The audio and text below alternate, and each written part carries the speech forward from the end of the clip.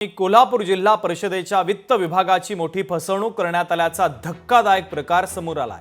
कोल्हापूर जिल्हा परिषदेची 57,40,40,786 रुपयांची फसवणूक करण्यात आली। बनावट धनादेश स्टॅम्प बनवून धनादेशावर खोटी स्वाक्षरी करून ही फसवणूक करण्यात आली। जिल्हा परिषदेचे लेखाधिकारी कृष्णांत पाटील यांनी शाहूपुरी पोलीस स्टेशनमध्ये या संदर्भात तक्रार आता दाखल केलेली आहे। आणि या फसवणुकीच्या संदर्भातले अधिकचे अपडेट देण्यासाठी आपले प्रतिनिधी सतेज औंधकर आपल्या सोबत जोडले जातात। सतेज, नेमका कशा पद्धतीचा हा घोटाळा आहे, कशा पद्धतीची फसवणूक करण्यात आली आहे?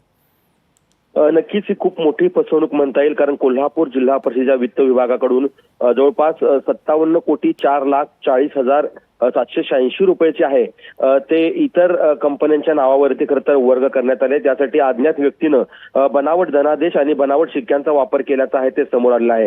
ही जी रक्कम आहे ती अज्ञात व्यक्तीनं फोकस इंटरनॅशनल, त्यानंतर GCSSP प्रायव्हेट लिमिटेड आणि दुसऱ्या अन्य एका कंपनीवरती जी आहे ते वळवण्यात आलेली आहे। हा प्रकार जो आहे तो 18 जानेवारी 2025 ते 21 फेब्रुवारी 2025 या दरम्यान कोल्हापूर जिल्ह्यातील जी जिल्हा मध्यवर्ती बँक आहे या बँकेच्या मध्ये जिल्हा परिषदेचं खातं आहे आणि खात्यावरून हे पैसे आहेत ते वर्ग करण्यात आलेले आहेत। आणि हा सगळा जो प्रकार आहे तो आज सकाळी जो आहे तो जिल्हा परिषदेचे जे लेखाधिकारी आहेत कृष्णात पाटील यांच्या लक्षात आल्यानंतर त्यांनी वरिष्ठांच्या आदेशानुसार जे आहे ते शाहूपुरी पोलीस ठाण्यात अज्ञात व्यक्तीविरोधात फिर्याद दिली आणि त्याच्या फिर्यादीनुसार आहे तो गुन्हा दाखल केलेला आहे।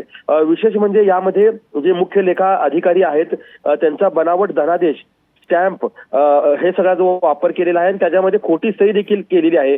मात्र हे सगळं सुरू असताना एवढी मोठी रक्कम जी तीन कंपन्यांच्या खात्यावर जी वर्ग झालेली आहे, एवढी रक्कम वर्ग होत असताना खरं तर जिल्हा जे ह्याचं खातं आहे, जिल्हा परिषदेचे जे खातं आहे त्याच्यामध्ये एवढी रक्कम वर्ग होताना सुद्धा का कळलं नाही, किंवा या ठिकाणी जी कोल्हापूर जिल्हा मध्यवर्ती बँक आहे त्यांनी सुद्धा एवढी मोठी रक्कम वर्ग होताना का खातर जमा केली नाही, संबंधित अधिकाऱ्यांना का विचार नाही, असे एक ना अनेक प्रश्न निर्माण होत आहेत। मात्र सध्या शाहूपुरी पोलिसांनी गुन्हा दाखल केला आणि तांत्रिक पद्धतीने जो तपास आहे तो सुरू केल्याचं आपल्याला पाहायला मिळतंय। निश्चित सतेज, अत्यंत महत्त्वाची अपडेट या बातमीच्या संदर्भात आणि फसवणुकीच्या संदर्भात पोहोचवलेले आहेत। तुर्तास धन्यवाद। लोकशाही मराठी ऐका, पहा, जागरूक रहा।